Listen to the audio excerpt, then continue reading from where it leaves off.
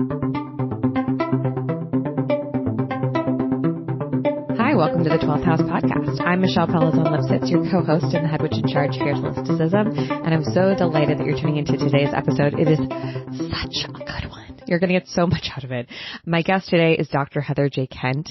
Heather is a registered psychotherapist and a Canadian certified counselor, and she specializes in trauma assessment and treatment, in particular helping women and non-binary people through the process of ending abusive and toxic relationships, particularly with narcissists. It's a really good episode, guys. Wow. I put a call out on my personal Instagram just asking for questions and, if there's anything in particular people wanted to know about.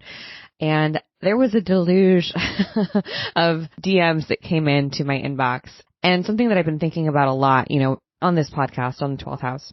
What we're trying to do is we're trying to help you self-actualize, right? And offer you these different tools and tactics and strategies and in people and ways of doing things and becoming the fullest version of yourself, whatever that means to you. So some might interpret that as mystical productivity. Others might interpret that as sort of aware personal spiritual self-development. And still others might kind of understand that as being able to name what we've gone through and experienced so that we can heal it. And I think that that's what you're going to get out of today's episode. I was stunned in this conversation with Heather to learn that so many people who identify as highly sensitive people or highly empathetic or intuitive people are often the victims of those who exhibit narcissistic tendencies. And as someone who's definitely called an ex a narcissist before, more than once, I'm self-aware enough, I hope, to recognize that maybe, that person wasn't a narcissist and just was kind of mean to me and I took it personally. But it seems like maybe we've inflated the word or the term narcissist and blown it out of proportion and sort of correlated it to just someone who's kind of being a dick or a jerk. So I asked Heather about that in today's episode, and you'll hear from her, but long story short, there actually are more narcissists around out there. And if it feels like you're hearing about them a lot, one flag that came up for me was, wow, a lot of my friends are really intuitive, empathetic, sensitive people, understanding people. And maybe there are more narcissists out there in the world. So I think that this episode will be really helpful if you maybe have experienced narcissistic abuse or something similar to it, or maybe you have a question mark over your head around whether you have what you've gone through would be considered, dealing with a narcissist and moving past it, and maybe even understanding how those challenging relationships play into how you show up in other parts of your life. That probably is the most surprising thing to me about this episode. So without further ado, I'm going to intro and let you listen to Heather because she's a genius. And as a heads up, we're going to have her back on the podcast, on an Inside Voice podcast, where we'll be polling your questions. So we'll put a poll up. We'll make it easy for you to write your questions in. You can always send them to hello@oholisticism.com. Just do the subject line, narcissist questions, and we'll make sure that your questions, as many questions as we can, get answered. But this is just the beginning, and I hope that you check out Heather's work. She has 2 books, I Left My Toxic Relationship, Now What? And her other book is about healing from your narcissistic ex. It's called Heal from Your Narcissistic Ex. Both books are actually free, and you can find them on Heather's site. Definitely go check them out. She is wonderful, and I can't wait for you to enjoy this conversation.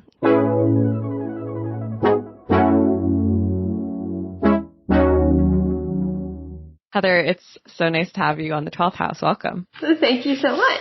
We were so excited to talk to you and to see that you were interested in coming on the podcast because you have an endlessly interesting background, in my opinion. But we always start with a little sort of warm up, break the ice question. You can pick from one of 2 questions, whichever one you feel more comfortable with, or you can say, Pasadena, no thanks, I don't want to answer either.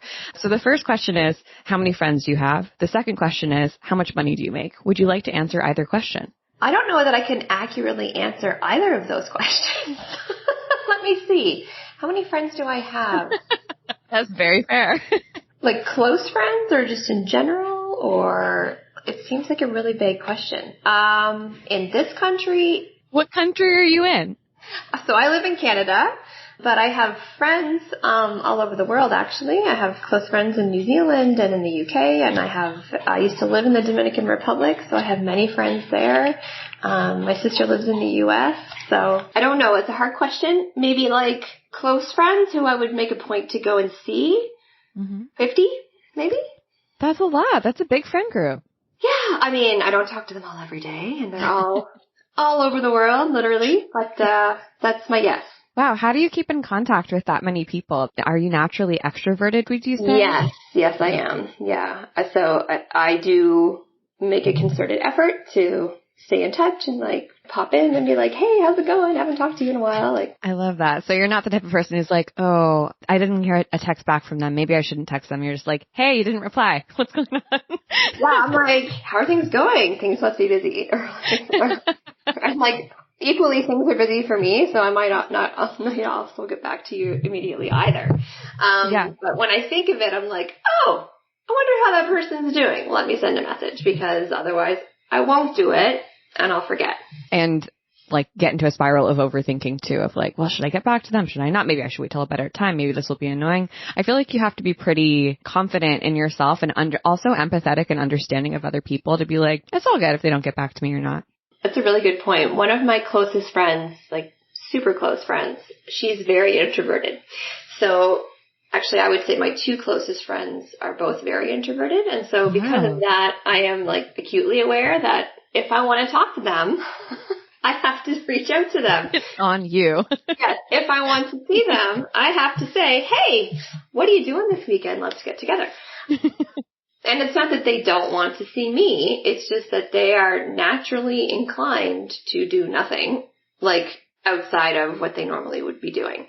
And so it isn't a matter of them not wanting to see me or not wanting to talk to me or not wanting to do X, Y, Z things. It is just a matter of them having a much easier time saying, oh yeah, that sounds great. Like, where should we go? Kind of thing.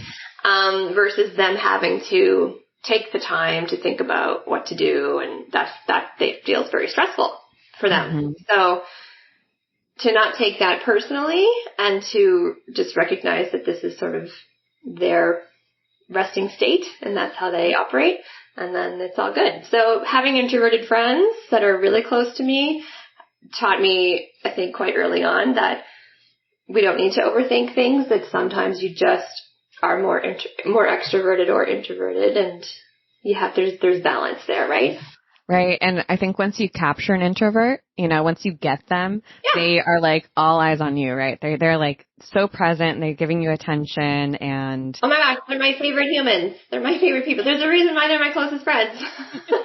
But it's just a matter of like, like tempting them out with a cookie, you're like, come on, it'll be fun. I promise. Absolutely. And actually my friend in New Zealand is super introverted too. And we joke about how I was always like banging on her door. I'm like, come on, let's go. Come on, get your shoes on.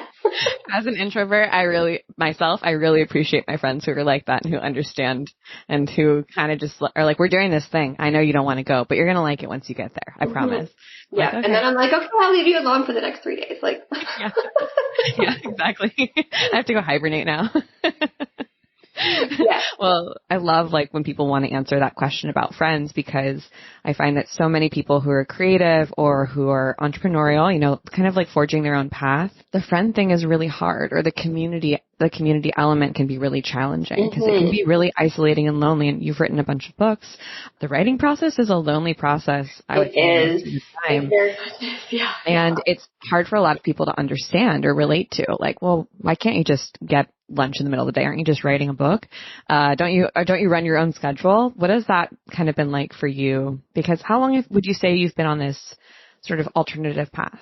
So I've kind of been on and off it a little bit. So COVID was weird, and I think that's yeah, COVID for basically 2 years of like everyone's on an alternative path now. Yeah, like it really, yeah.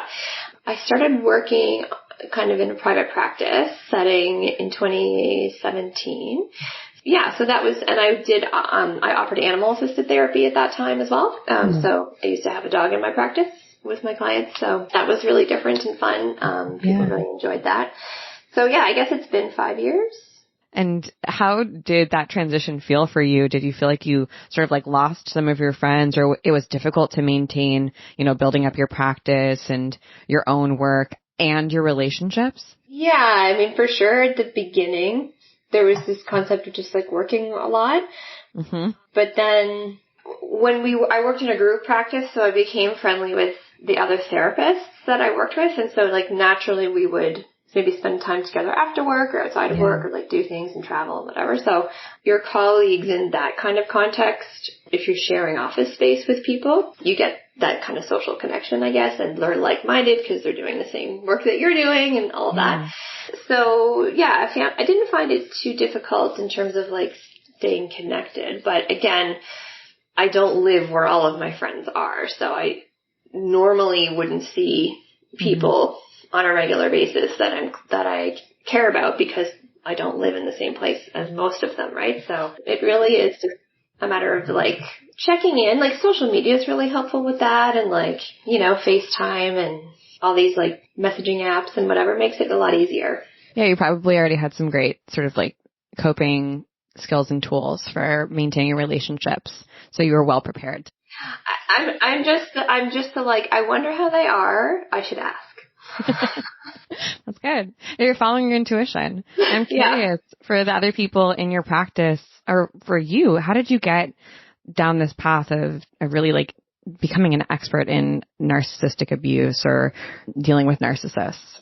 So I am a survivor myself, actually, of narcissistic abuse and being in an abusive relationship of that nature. So certainly when I was in it, I didn't know that's what it was, and I didn't know that I had PTSD after it. And so having gone through that sort of healing journey myself, I appreciated this support and information, expertise that I would have really benefited from when I was going through that time. And then when I started my practice, when I started seeing private clients in 2017, in an office in a town, like not very big, outside of Toronto, I was shocked to see how many people were coming into my office, just randomly booking appointments with me. And it turns out that this is what they were also dealing with, men and women. Yeah. Do you think that's like a couple things? Do you think that a specific type of person who maybe is attracted to you or is like you, identifies with you, is more likely to experience narcissistic abuse? Or do you think narcissists are just, there's a proliferation of narcissists because of the way the world is right now? Yes to both. Yes. So for the first question, yes, the narcissistic people, people with those types of sort of sociopathic personality disorders, they search people out who are highly empathic, who are excellent at forgiveness, who are extremely loyal, who maybe have some trauma history or maybe have a totally beautiful, sunny rainbow childhood and upbringing, who are naive to such things. The thing that they really search for is people who are very, very empathetic, people who are excellent at forgiveness, and people who are very, very loyal. Wow. Yeah. And so these are all wonderful qualities to have, but they also make us more vulnerable to being manipulated by these people.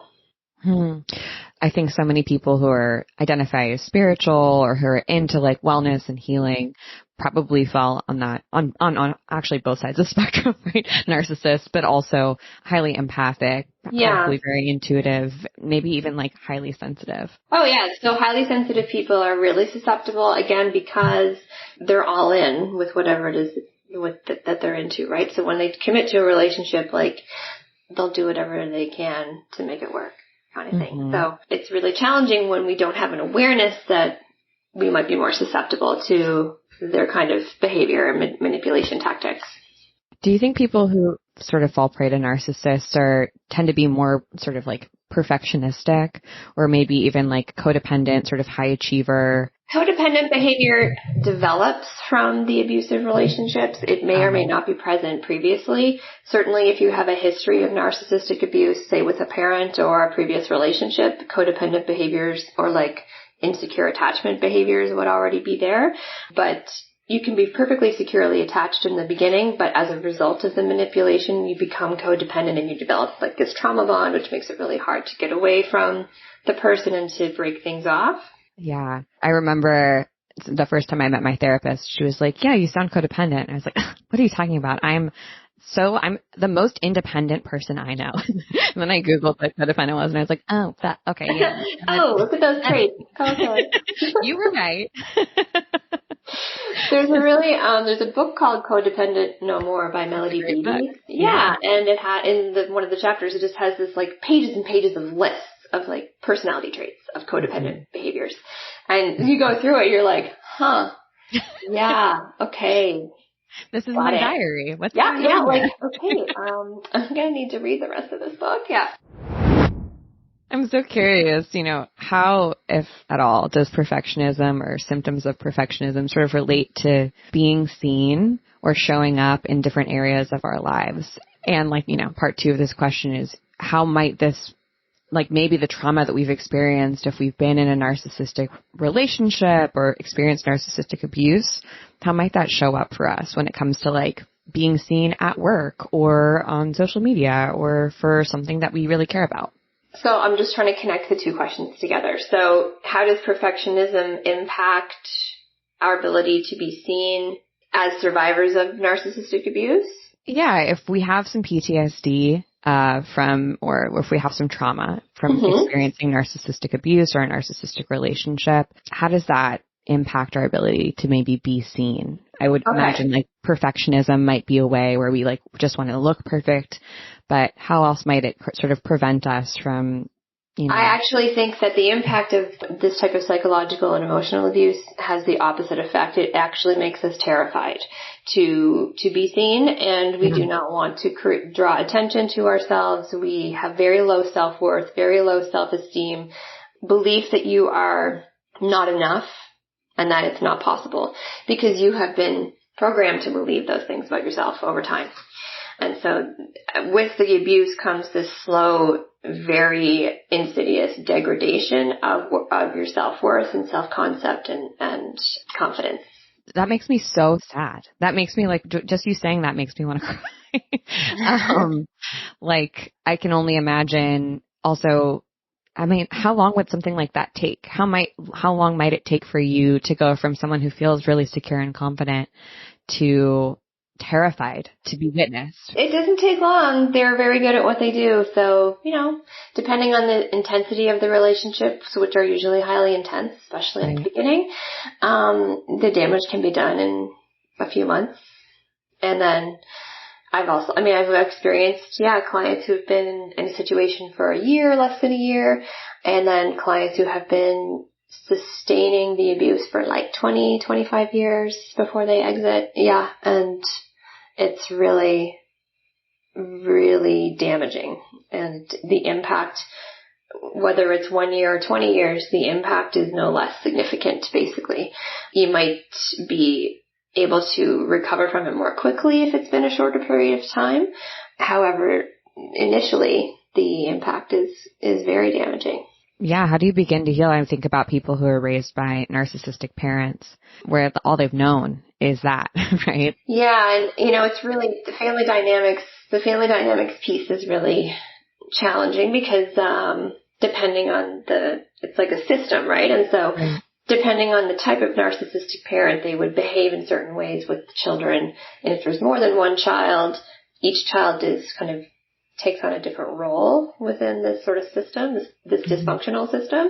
And so the children can have a predisposition to themselves becoming narcissistic as well. Right. Or they have, again, this really insecure attachment style and live their lives wondering why they're not enough because they've never been enough. They're not seen by their parents. They're labeled as a problem. They're labeled as the troublemaker. They're labeled as whatever. And no matter what they do, it's wrong. It's not good enough. It's whatever. And so those children live their lives feeling like they're not enough. Wow, I could see how that could push you in one or the other direction, right? Yeah. To either like total narcissist. And can you talk a little bit about, because we had a ton of questions, a lot of people who had experienced narcissistic abuse who were like, are they just evil and dead inside?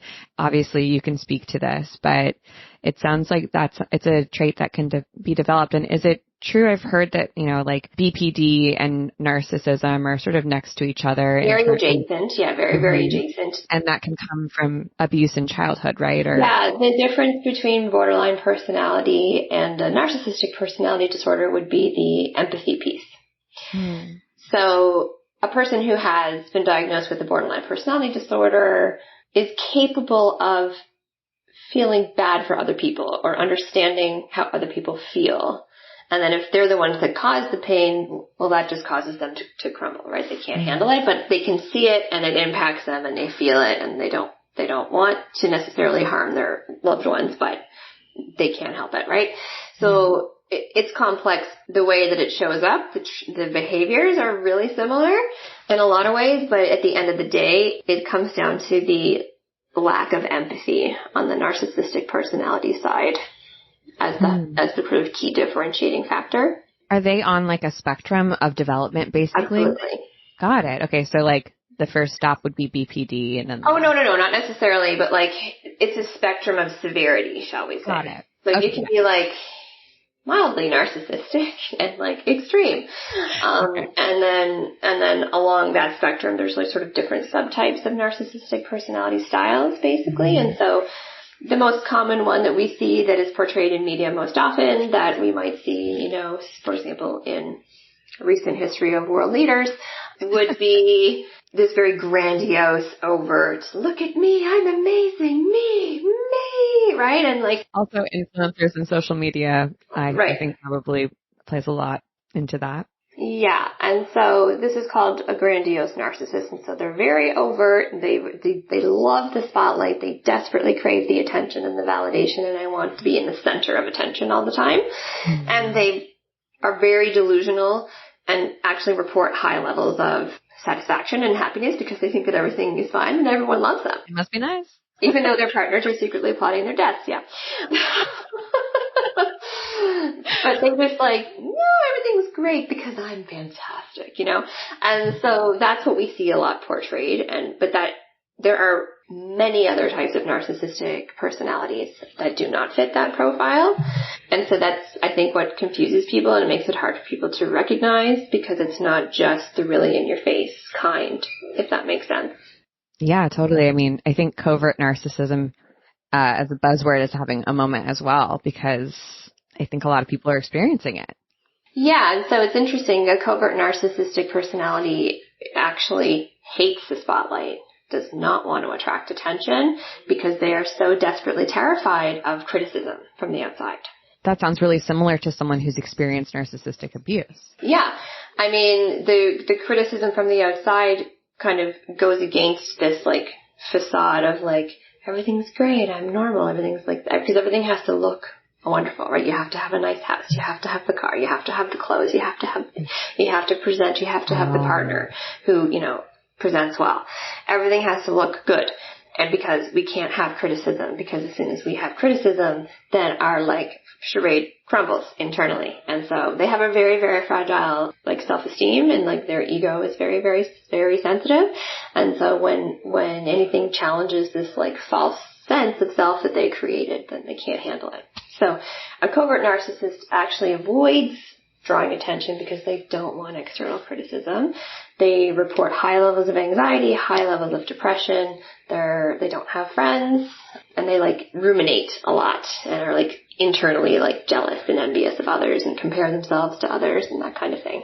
Wow. I know that there's probably a bunch of people listening who are like, am I a covert narcissist?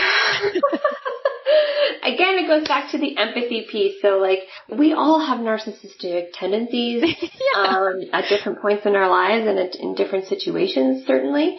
If you look at a small child or, like, an angsty teenager, the world revolves around them and their brain, right? And that's just part of development. But as we grow and understand our sense of self as it relates to the world, our worldview and our view of ourselves in the world changes, right? And so for narcissistic personalities, that just kind of doesn't happen. They stay self-centered. I'm really curious. I didn't know that you had worked with animals in your practice. Yeah. And I imagine that, trauma obviously gets stored in the body as well as in the consciousness, right? Yeah. And I imagine that your work with animal therapy does something to help a sort of somatic release when it comes to trauma that's coming up.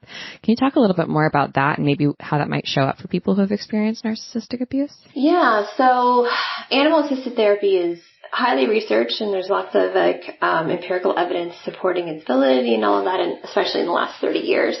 So being able to offer animal-assisted therapy, in my practice for survivors of trauma and PTSD was and has been extremely just wonderful to see, because I did have clients and they would come in so just physically in pain and overwhelmed, and they would come in and just sit with the dog, and he would just put his weight on them, and immediately their pain would dissipate. Like the physical pain, the headaches, the tingling down their arms would disappear. Yeah. It was really amazing. And he used to be able to, this is my previous dog that worked with me, he used to just be able to kind of scan the room, and if he felt like somebody was off, he would go and sit in front of you and just gently place his head on your lap and press down. Oh my God. I have my dog in the room with me right now, so I'm that's melting my heart. Oh my God. Yeah. Animals they're so intelligent. They really are. And actually, in terms of healing from abusive relationships, starting with an animal as a trusting relationship is a really helpful way to sort of develop confidence in another living being again. And so the thing about animals that's different from humans is that animals offer unconditional love, right? And they don't have judgment, and they don't care about yesterday, and they don't care about how you're dressed or whether you were on time, right? They don't care about any of that. And so being able to develop a positive and have a positive experience with an animal is much less threatening to a person than trusting a human.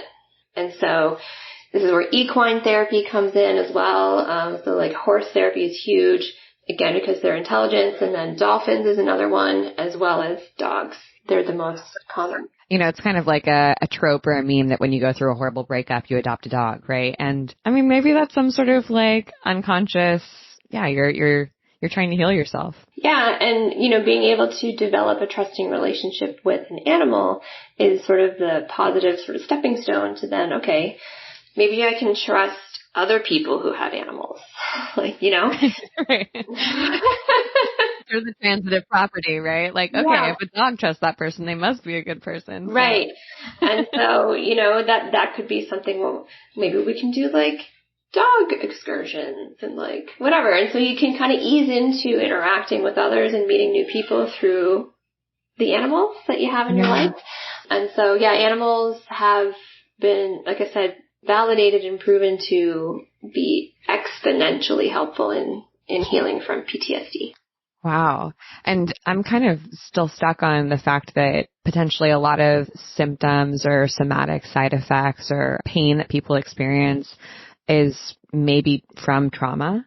Oh, absolutely. So when you can't escape a chronic traumatic situation, so if we think about a soldier in a war zone or an abusive relationship, you can't escape, right? So our natural reaction when we feel danger is to run or to hide or to, right? Or to fight. Yeah. When you can't do either of those things and you're just kind of frozen and stuck there, it all kind of gets absorbed in your cells, into your body. And so it's trapped in there, and you need to find ways to release it and process through it and get it out and kind of reclaim your body as well, because some people's trauma is related to physical or sexual assault. And so that body work is so important because you want to kind of reclaim ownership over your body in some cases, right? And so that's where things like trauma-informed yoga and these types of very gentle movement practices can be really powerful, really beneficial. And absolutely having the physical touch of an animal or, other sensory things that provide comfort and safety. It's really all about getting us back to a feeling of safety. You're making me kind of solidify a connection. I was diagnosed with epilepsy when I was 17. I just started having these crazy seizures, and they couldn't figure out, anatomically if anything was wrong with me. My brain looked pretty normal. And I ended up going to school. I was a professional dancer. So part of my training was Alexander technique, a lot of somatic work and release work, and basically a lot of therapy.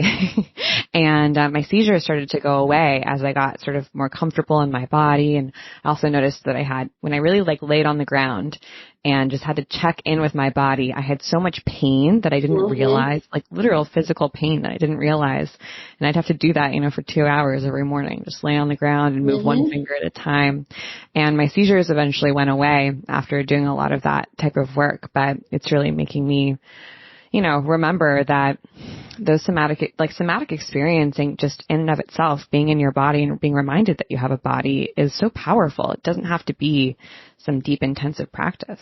No, absolutely. And I've done a lot of trauma-focused training on sensory motor psychotherapy, and I did somatic experiencing training as well, specifically as a clinician. So yeah, these are absolutely awareness pieces that our modern society is just not programming us to to be good at, because it's all about the race and how many hours you can clock and productivity and output and work and this, that, and the other. And especially as women, there's also that added pressure and expectation of being a perfect mom and having a great house and a cook and whatever. Yeah. So. And the fear of if I open something up, let's say I go down this path of feeling, will I ever be able to close it back up? Opening Pandora's box is a huge consideration for people. Absolutely. But I have only met one person who has ever said that they wish that they never started working on their mental health. And that person actually is a narcissist. So. Getting cut. Do narcissists often do they know that they're narcissists often?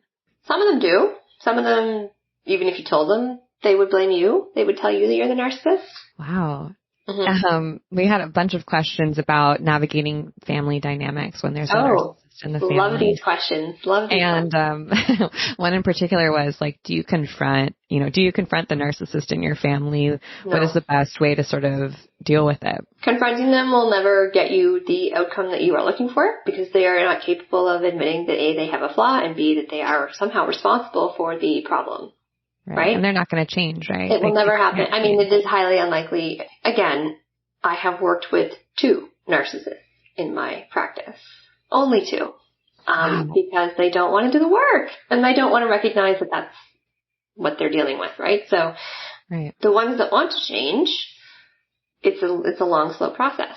But yeah, if you're dealing with someone in your family dynamic or within your family system, no, confronting them about being a narcissist, it does not go well. It will never, ever go well. Right. And so the best kind of strategy is to avoid contact as much as possible. And we use a term called gray rock. And so if you're not able to completely cut off contact, then you just kind of minimize your interactions to business only and, interact as needed only, and engage in maybe at larger family gatherings at a minimum, and kind of keep your distance, because it's never going to go the way you would like it to go. And I know the closure would be really nice, but that requires an awareness and an acceptance of responsibility on the other person's part. Yeah, I love the flat gray rock. When I learned that, I was like, wow, this really helps. I can cut the drama out by not engaging. Period. Yeah. And the family members love to push the buttons, and they love to poke, and they love because they want the fight. They need it. They need it to validate their own experience and their existence. They need the supply that you offer, whether it's positive or negative, doesn't matter. They just want it. They want to engage. They don't want to be obsolete. And so if you don't, provide oxygen to the flames, then eventually it goes out. And that, I imagine, also can be a little triggering for the person who has experienced the abuse, because now this person who was obsessed with you and who fawned over you is no longer giving you any attention, positive or negative. Yeah, and again, it can go back to if it's a parent situation, what did I do wrong? Why did they hate me? And it has nothing to do with you, the child. It has everything to do with the deficit of the parent or the narcissistic personality, right? It has to do with their internal self-loathing. There was another question about, is it possible to ever be in a loving, healthy relationship with a narcissist? No. It's like, well, sorry, friend. I don't know. It's a hard no. Those are the most opposed, the two most opposed words in a sentence you could have. Loving, caring relationship and narcissist. No, these are not synonymous. Absolutely not. It is not possible because they don't understand what any of that means. Right. It must all be on you, right? If they are opportunistic, they will look at everything as how they can win or what they can gain from any interaction. Or how it makes them look good. Even in a conversation, everything is in the light of winning or losing. And so how do I win the conversation? How do I win this interaction? How do I come out on top?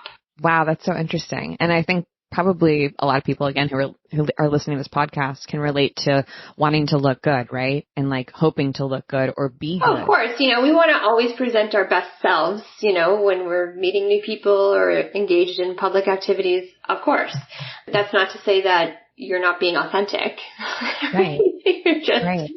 You're just holding back parts of things that don't need to be shared in those situations, right? Especially if we've been told that we're bad, right? That our whole lives or that there's something wrong with us, then we want to be good. We want to prove to ourselves and to everyone else around us that we are good. Yeah. So we also develop people-pleasing tendencies. So people who are already programmed to be people pleasers are, again, those more vulnerable and susceptible to this type of manipulation.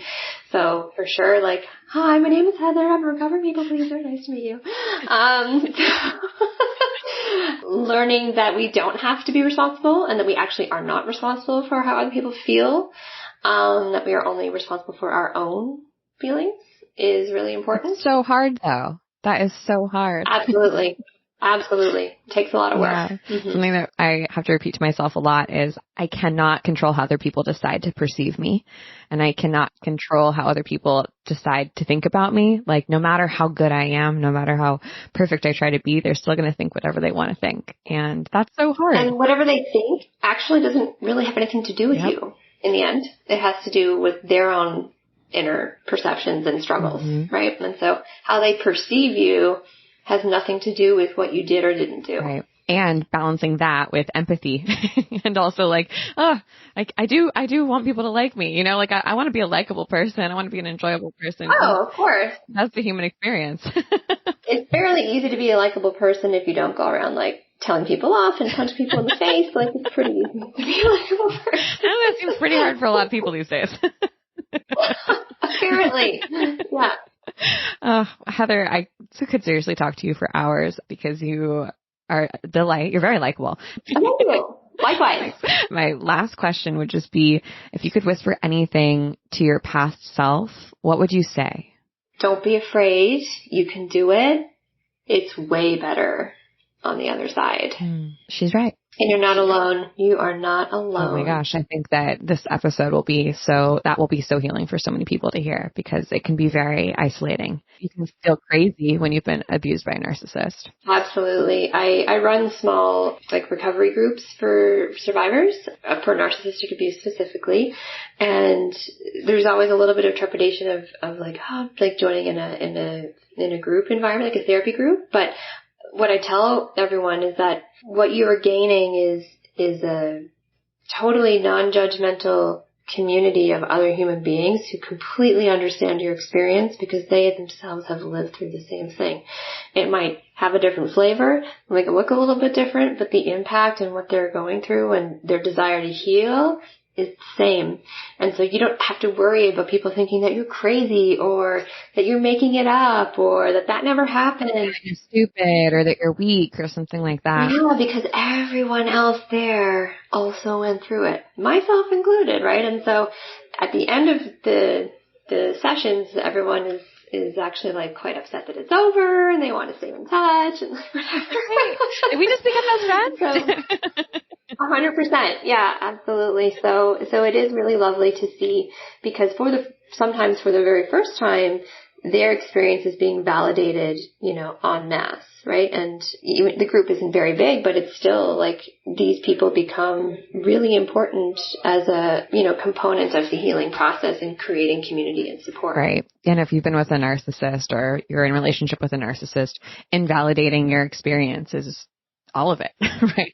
Oh my goodness. And isolating you from your supports, right? And they'll do and say things to make you think that you shouldn't spend time with your family or your friends, or that your friends are bad for some reason and they're, under the guise of looking out for you. They don't want you to, spend time with these people, whatever. So in the end of it, you can feel very alone. And so my younger self message, and to many people listening, is that you are absolutely not alone and that help exists. Yeah. Yeah. And you're here to help. So thank you for doing that. Absolutely. How can people find you and pick up, what are you working on right now? Well, they can certainly download my books for free. So I have both of my books available in a PDF version on my website. So they can find me over at heatherjkent.com. So it's just my name, heatherjkent.com. And you can download my books there. You can also book, if people feel like, wow, I really want to, talk more or connect. You can book a consultation call with me directly from my website as well. And that's free. Amazing. And you work with everyone. So it's more like coaching, not like, psychotherapy. Both really, because the PTSD or like trauma recovery impact would be clinical and it is therapy based. But yeah, the narcissism part is more like an awareness and education piece for sure. But the traumatic work is psychotherapy in nature. So there's no if I'm in California, I can't talk to you because we're in a different state or something like that. Oh, so in terms of no, you still could. It's just that it likely wouldn't be processable through your insurance, that kind of thing. So I have had clients, many in the U.S., a few in the UK, one in Australia. Yeah. Narcissists are everywhere, man. They really are. Yeah. And so, but certainly if coverage was a consideration, I would be able to provide a list of other therapists who are doing this work in that area as well. Beautiful. Well, thank you so much. This was so informative. Again, I feel like we're going to have you back on. Fantastic. Thank you so much for having me. It's been a pleasure. All right. That's it. Thanks so much for tuning in to the 12th House podcast. If you enjoyed this or got any value out of it, it would be so amazing if you could share with a friend. We make this podcast for free and we love making it and making it even better for you. And the more shares it gets, the more listens it gets, the more incredible guests we can have on the pod. People like Heather and more. So if you liked this, please share it on your stories or with a friend who might get something valuable out of it. Who knows? You could maybe change someone's life by sending them this podcast episode, this one in particular. And if you've been listening to the podcast for a while and you've gotten some value out of it, we would be so grateful if you left us a review on Apple Podcasts and if you subscribe to the podcast on Spotify or Apple. Or if you want to give us 5 stars on Spotify, we'd love that too. All of the above is so appreciated and we are just so grateful that you tune in every week. So thanks for being part of the 12th House community and I will see you next week. Okay, bye! The 12th House is produced by yours truly, Wallace Miller Blanchard. Our theme music is made by Nathan McKay, and our wonderful editing is done by Softer Sound Studios, who you can find more information about in our show notes.